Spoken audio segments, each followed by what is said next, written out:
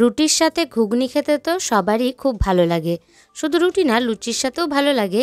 তাই তো আজকে নিয়ে চলে এলাম মটরশুঁটির ঘুগনির রেসিপি। নমস্কার, সকলকে স্বাগত শর্মিলার রান্নাঘরে। আশা করি আপনারা সকলেই খুব ভালো আছেন, আমরাও খুব ভালো আছি।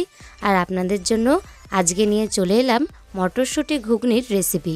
চলুন তাহলে দেখে নেওয়া যাক কী কী লাগছে। এখানে মটরশুঁটি নিয়ে নিয়েছি, একদম ফ্রেশ মটরশুঁটি। আর দুটো মিডিয়াম সাইজের আলুকে ছোট ছোট কিউব কিউব করে কেটে নিয়েছি। এরপর একটা মশলা বানিয়ে নেব। তার জন্য নিয়েছি পেঁয়াজ কুচি, আদা, দুটো কাঁচা লঙ্কা, রসুন, মাত্র 2 কোয়া রসুন, এর থেকে বেশি লাগবে না। আর নিয়েছি টমেটো, আর তার সাথে দিয়ে দিচ্ছি ধনেপাতা। এবার সামান্য একটু জল দিয়ে এটার একটা পেস্ট বানিয়ে নেব। এরপর কড়াইতে সর্ষের তেল গরম করতে বসিয়ে দেব, চাইলে সাদা তেলেও করতে পারেন। তেলটা গরম হয়ে গেলে ওর মধ্যে শুকনো লঙ্কা, গোটা জিরে আর একটা তেজপাতা ছিঁড়ে দিয়ে দিয়েছি। সবটা একটু ভাজা হয়ে গেলে ঝিরিঝিরি করে কেটে রাখা পেঁয়াজ কুচি দিয়ে দিতে হবে। পেঁয়াজটা হালকা একটু ভাজা হয়ে গেলে, মানে ওই যখন পেঁয়াজের রঙটা পরিবর্তন হয়ে যাবে, তখন ওর মধ্যে ছোট ছোট করে কেটে রাখা আলু দিয়ে দেব। পেঁয়াজটা ভাজার সময় প্রচণ্ড তেল ছিটকে আসছিল, তাই সামান্য একটু নুন দিয়ে দিয়েছে। এরপর আলুটাকেও একই রকমভাবে ভেজে নিতে হবে। আমাদের ভিডিও আপনাদের কেমন লাগছে সেটা মাঝে মাঝে বুঝতে পারি না। আপনারা ভিডিও দেখেন কিন্তু একটা লাইক, কমেন্ট, শেয়ার কিছুই করেন না।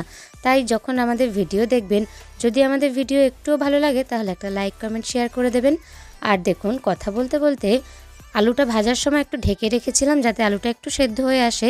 তারপর ঢাকনা খুলে ওর মধ্যে ওই বেটে রাখা মশলা, একটু লাল লঙ্কার গুঁড়ো আর সামান্য একটু নুন দিয়ে দিয়েছি। এবার মশলার সাথে আলুটা ভালো করে কষিয়ে নেব। তারপর এর মধ্যে দিয়ে দেব ভাজা জিরে, তেজপাতা আর ভাজা ধনে গুঁড়ো। শুকনো খোলায় একটু গোটা জিরে, গোটা ধনে আর তেজপাতা ভেজে গুঁড়ো করে নিলেই হয়ে যাবে। তারপর এর মধ্যে পরিমাণ মতন হলুদ গুঁড়ো দিয়ে দিয়েছি। আবারও সবটা ভালো করে কষিয়ে নিতে হবে। মশলাটা ভালো করে কষানো হয়ে যাওয়ার পরে এর মধ্যে মটরশুঁটিগুলো দিয়ে দিতে হবে। মটরশুঁটি কিন্তু আর বেশি দিন ফ্রেশ ফ্রেশ পাওয়া যাবে না, তাই যতদিন পাওয়া যাচ্ছে তার মধ্যে এই মটরশুঁটির ঘুগনিটা একদিন বাড়িতে ট্রাই করে জানাবেন তো কেমন লাগলো।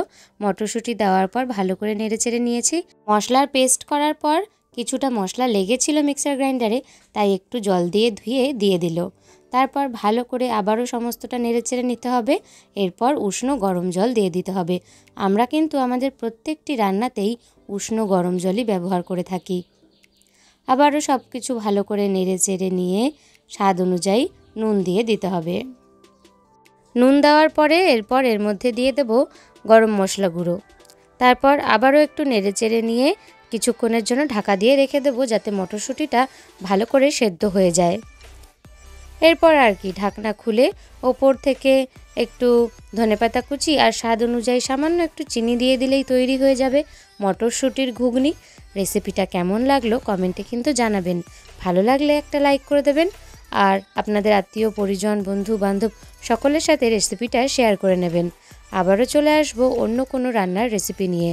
আর এখনও যদি আমাদের চ্যানেলটাকে সাবস্ক্রাইব করে না থাকেন তাহলে চ্যানেলটাকে সাবস্ক্রাইব করে দেবেন, পাশে থাকা বেল আইকনটিকেও প্রেস করে দেবেন, যাতে ভিডিও নোটিফিকেশান আপনাদের মোবাইলে সবার আগে পৌঁছে যায়। আজ তাহলে আসি। ধন্যবাদ সকলকে ভিডিওটি শেষ পর্যন্ত দেখার জন্য।